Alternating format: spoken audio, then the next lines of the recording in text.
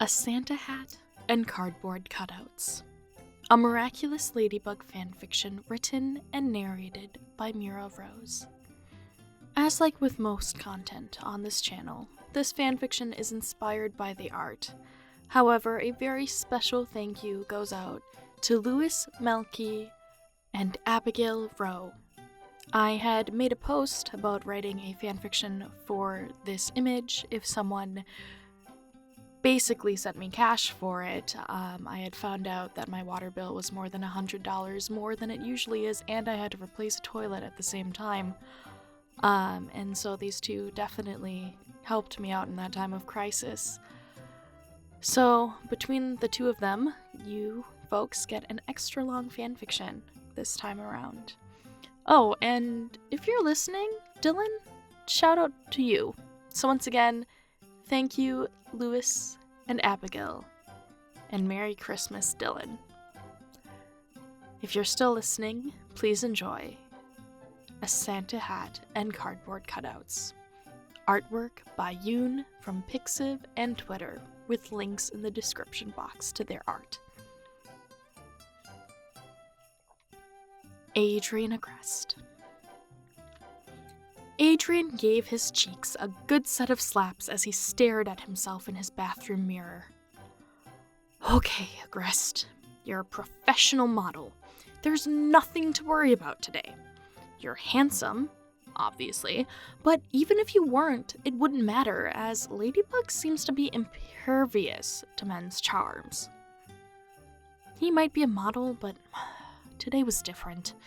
Today, he and Ladybug were modeling together, and while they've done event after event together, he'd never done something where they could be mistaken as a couple without him trying to force it. No, today they had a photo shoot for charity, and 12 photos of the two of them would be printed off and sold together in a calendar. Would he purchase said calendar? Yes, of course. For charity, obviously. Not for any other super awesome reasons. A knock echoed from the door, and Adrian went and checked in with Natalie, insisting to not be disturbed until the afternoon so he could study. She reminded him of his plans to help decorate the Dupang Jang bakery, as if he'd forget, then left him to study. He always felt bad about lying to her, but not as bad as he'd feel about passing up on an opportunity to be with Ladybug. Shooting a last glance at the scarf Marinette made, Adrian left it behind. Sure, it matched the aesthetic of the photo shoot, but he didn't want Marinette to come up and get heckled for it. Actually, wait, no, he would bring it with him. They were shooting with Louis Melky today, and a great friend like Marinette deserves attention from a guy like Louis. Transforming and slipping out of the bathroom window, Noir made his way to the photo shoot, a building he was far too familiar with than he should be if he were only Noir. Thankfully, no one seemed to notice how he weaved his way through hallways without help. The green room was on the top floor to avoid as much traffic noise as possible, but it was hard to find even if you'd been there a few times before. "Hey, LB!"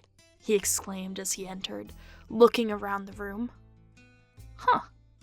She wasn't here.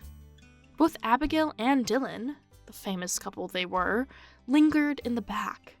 Marinette would go crazy if she had the chance to work with this all-star crew. Well, nothing but the best for Paris' superheroes, or something like that. Oh, wait, no! She was here talking to Louis. Before he could debate whether to call out again, their eyes met across the room and she shot him a smile. Oof. Was he far enough away for her to not see the goofy grin melting onto his face from the gesture?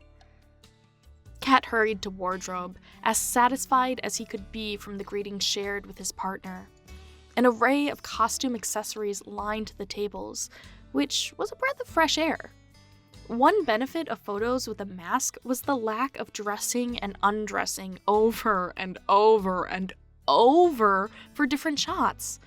It was 10 times easier to swap out headbands over t-shirts. What are we starting with? He turned to see Ladybug walking up behind him. The sleigh photos, I think. Oh, cool. She wriggled a Santa hat on. Well, let's slay, kitty. Did she just make a pun? Wait for me, Cat called after her, grabbing the reindeer antlers and running out to set. He saw Ladybug already seated on the sleigh, talking to Dylan, and had a wicked idea. Oh, she would hate him for this, but knowing Lewis's humor, he'd capture the moment before it passed. Dylan and Ladybug were discussing the vision for the shot as she held a jockey whip. Already unable to suppress his laughter, Cat scrambled in front of the sleigh and posed on all fours to be her reindeer, a perfect tabletop pose a yoga instructor would be proud of. He made eye contact with Abigail, and she stifled a chortle as he lifted his booty a centimeter higher, smirking. "Please be gentle," he sighed, loud enough to grab the attention of the room. He didn't have to look back to know the expression Ladybug wore, echoed by her sudden silence. "Cat Noir!" Ladybug exclaimed. "The safe word is Akuma." Her sigh was better than any response she could give him. He looked back over his shoulder to see her face palming, the whip discarded to the floor as she muttered something under her breath. Mission accomplished. Luis, Abigail, and Dylan were bent over in laughter as Ladybug stared at the floor, refusing to make eye contact with anyone while her cheeks matched her Santa hat. "Cat," she began, pursing her lips, "need I remind you of the time you got your tail stuck?" He flew to his feet without protest. No, that's okay. We don't need to share that story." "Oh no, I'm sure our company would love to hear it. You know, tales around the fire and all that. We should shoot for that photo first." "No, really, I think we can capture a good mood without that story," Cat insisted, standing straight and trying to ignore the quizzical looks from around the room. Or was it tales around the fire? The last story she needed to share was of him accidentally setting his tail on fire after getting it stuck while shaking his booty at an Akuma. "No, I think we need to get on with the shoot. Time is money." "Oh, I know.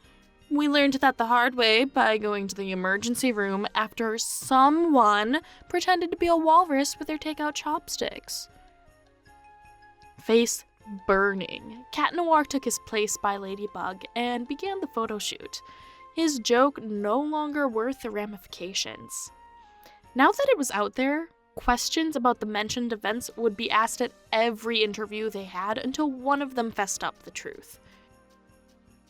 400 camera clicks of 12 photos later, they finished their calendar scenes, but now had to take digital exclusive photos to be auctioned off. Ladybug mentioned the mistletoe he'd worn at the children's hospital a while back, and Abigail loved it so much she sent Dylan to go get some. So, here he was, Ladybug in his arms as a fishing wire held his tail above his head while they wore sarcastic expressions for the camera. "You know, I bet an exclusive kiss would auction for a lot of money," Cat said, muttering through his grinning teeth. "So would a photo of your tail on fire." "You wouldn't dare." She threw him a glance. "Bet?" Well, there's only one way to do that, so he may as well gamble. Before she could get another word in, he leaned over and pressed his lips to hers, knowing she'd tell the story eventually, so he may as well ruin any more chances of her holding the story over his head like mistletoe. While there were, perhaps, better ways to get her to stop talking, this proved to be the quickest. Whistles came as she pushed him away, rolling her eyes. "Slick," she said, "but that cost you a Christmas present." He could tell from her tone she meant it, but other questions arose. "Wait, presents? You don't think I only made you food this year, did you, kitty?" Cat swallowed. Sure, the bento box had been the best thing he'd ever eaten, even if it wasn't the best thing he'd ever eaten, but she prepared something else? For him? "Are you being serious right now?" he asked, twirling her shoulders to face him and ignoring the others in the room. "You're the fool with a mistletoe?" Before he could get a smart reply in, the Akuma alarm began blasting, morphing her annoyed look to the same face from when he first fell in love with her. Focused. They both took off, but Cat accidentally took the lighting rig his mistletoe was tied to with him and had to be rescued by Dylan and his trusty box cutter. Jumping into the scene several floors below their photo shoot, Cat Noir arrived to see Ladybug grappling with what looked like stuffed whales. Without stopping to question the absurdities that he dealt with on a near-daily basis now, he called for his cataclysm and pressed a hand to the ship a boy with a harpoon stood upon. The vessel disintegrated, a mosaic of splitting fibers as the Akuma victim cursed and raised their harpoon just in time to catch a butter knife, red and black spotted at the blue jeweled embellishment it garnished. The gem cracked and out flew a butterfly, chased by a yo-yo. Well, that was easy. Akuma really needs to step it up. But, unlike fighting outdoors, Cat Noir and Ladybug were in a building surrounded by photos and people who wanted their next scoop, at any cost. "Let's go," he said, grabbing her hand as soon as she miraculous ladybugged and taking off at a sprint as his ring beeped. You'd think, considering the advantage they had for wearing superhero suits, they'd be able to get away from mere civilians, but the paparazzo were a different breed. "This way!" Ladybug hissed, trying to tug him into a supply closet. "No!" He pulled his weight to keep them running. He knew this building better than she did, and anyone watching the cameras would see them go in. Too risky. Ever since an Instagram influencer jokingly said they'd take a selfie with whoever figured out their identity, there'd been a bounty on them without a mask. The only place big enough to wander into without cameras was offsite storage, which was an ironic name considering it was still in building. "This way!" They dashed into the room as their Miraculous gave a final beep, their last warning for escape. He fumbled with the handle behind him, trying to lock it before giving up and letting go of Ladybug's hand to run behind an abandoned collection of cardboard cutouts. His transformation wore off, and he heard hers undo moments later as Plague groaned. "Okay, chillax, Adrian. This isn't the first time you've been maskless in a near proximity." "You still have that hat?" he called out. "Huh?" "The Santa hat." "Oh, yeah." "Great. Pull it over your eyes and I'll go get snacks for our little ones. Tiki likes sweets, right?" "Yes! Yes, she does." "Great. I'll be back." "Wait!"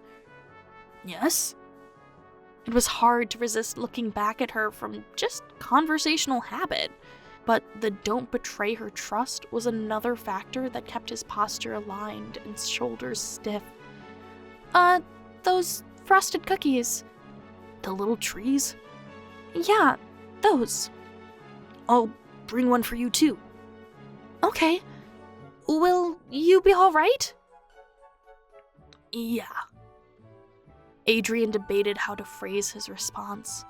"Without giving too much away, it won't be odd that I'm in the media building." "Oh, okay. I guess I'll leave it to you then?"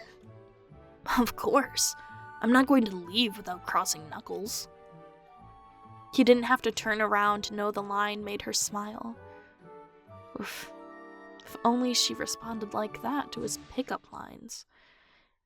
Adrian scampered out, beelining for their photoshoot room like a cat chasing a rabbit, ignoring quizzical stares from the people he worked with on a weekly basis as he uncharacteristically raided the cookie tray. They shrugged when he took the cheese tray in its entirety, and he wasn't sure how he felt about that. Scampering back to the off-site storage, Adrian set the snacks on a prop coffee table with a clatter as Plag made a big fuss about the types of cheese on the platter. He retreated behind the cardboard cutouts, took a breath, then exhaled. "Okay, you can come out now," he called to the room. "I mean, Plag's chillin', but that shouldn't be a big deal, you know?" "Thank you, Cat." Her voice sent shivers up his spine. Yeah, he was Cat. He was Cat Noir, even though he wasn't in the moment. It's so strange how her voice felt with his name in it when he stood maskless, mere meters away from her. He heard the door click open and his heart sank. Oh. She didn't stay for a pounded after all. Okay. That's fine. It's understandable if you think, oh, Marinette! Marinette? Also, he knew that voice. "Girl, did your parents bake these?" The voice continued. Oh, who was it? And why did Marinette come with them? Also, why hadn't they addressed Ladybug? Did she blend into the background or scatter when she heard the door? No, but what are you doing here anyway? Adrian! He felt his pulse stop. She'd seen him? Okay, calm down. The only thing weird here was him hiding among cardboard celebrities. There's no way she'd equate that to him being a superhero. Adrian? The other voice echoed. Oh, Alia! Alia was here! She must have raced over during the Akuma fight to either help or get a scoop for the Lady blog. They were supposed to decorate the bakery, so she must have been with Marinette at the time. Yeah, makes sense. You know, this. Footsteps echoed, but before he could pinpoint the direction, the cardboard cutout directly in front of him moved, revealing Marinette standing in a Santa hat and Alia in the background. They stared at the other, mouths gaping, before he raised his hands like he was in a magic show. "Ta-da!" Adrian said weakly. "Nice jazz hands," Alia called back. Marinette dropped the cardboard, revealing a picture of himself on it from the perfume campaign he did a few months back. Well, this is awkward. What are you guys doing here?" "Adrian?" Marinette squeaked. "You got a photo shoot going on or something?" Alia asked. "Yeah, I'll head to the bakery soon, okay?" "Okay. Yeah, you know what?" She flicked her eyes from him to Marinette, then back. "I'll go pick up some things first. Mind walking Marinette back for me?" "Yeah, sure." His heart pounded, anxiety and adrenaline still high as Alia walked out. Where was Ladybug? Did she make it out? Or had she seen him while watching over this scene? A glance around the room gave no answers. Even Plag seemed to disappear, as did the cheese plate. He needed to find him before anything else. "Hey, do you mind waiting for a minute?" he asked, turning to Marinette.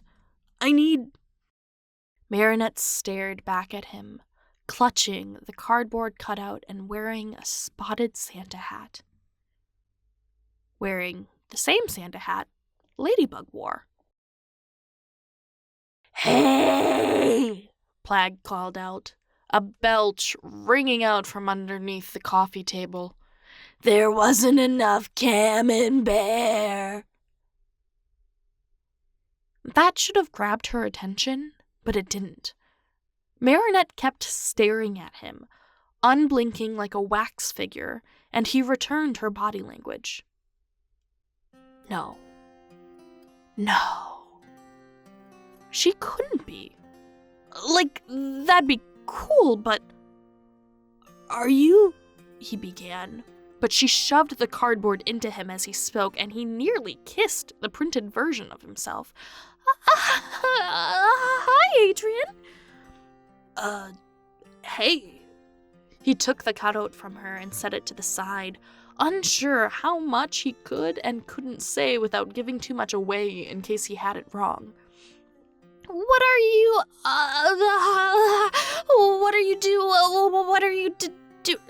doing here?" She now seemed to look everywhere but at him. "Following up with my manager," he said. "Had to come in here and look for a prop we used last week." "Oh, okay." Speaking of, I don't think I can walk you back. I've got a few things to wrap up on my end." Adrian made his way to the door, knowing the few things would be him debating circumstantial evidence for the next undefined amount of time until it made him sick. "Oh, cool. See you later then." An idea came to him as he turned the handle, and he stepped back. It was a gamble, but if Marinette happened to be Ladybug, or if Ladybug happened to be watching, it'd give away his identity. But he had to know. He retreated back to her as she stiffened, a tense smile on her face, as he grabbed her wrist and pulled her knuckles to his free hand. "Pounded," Adrian said, low while staring into her eyes. He turned around, too nervous to see her reaction, and left, hearing Plag call after him as the door clicked shut behind him. Adrian didn't need a mirror to know he was beet red.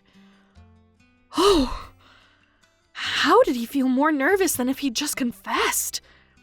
How was the feeling so strong despite the event being already over? His heart was in his throat, and he wasn't sure if his legs could keep him upright for much longer. "Plag," he breathed. "You got cheese? Did I? What's wrong, kiddo? You got the pounded you were whining about when you went to get the cheese tray." That was it. That was the ultimate confirmation he didn't actually need. Marinette was Ladybug. Marinette was Ladybug. Marinette is Ladybug. Marinette is Ladybug, and he had plans to decorate her living room in just under 2 hours. Oh, Kwamis help him. He thought he knew how to respond when the reveal day came, but now? Now he was just a boy who needed to hurry up and calm down, because the only thing worse than an awkward reveal is embarrassing her in front of their friends. Okay, yeah, act normal. He could do that. He could show up to the bakery and act completely cool. Yeah, and, what if she didn't put it together? No, he couldn't call her out on it until she brought it up. Yeah, just like a Christmas gift, Adrian would keep this wrapped up until Ladybug opened it. Yeah, no need to get all wrapped up and tongue-tied. He'd be the cool guy until she decided it was time to pull off the ribbon.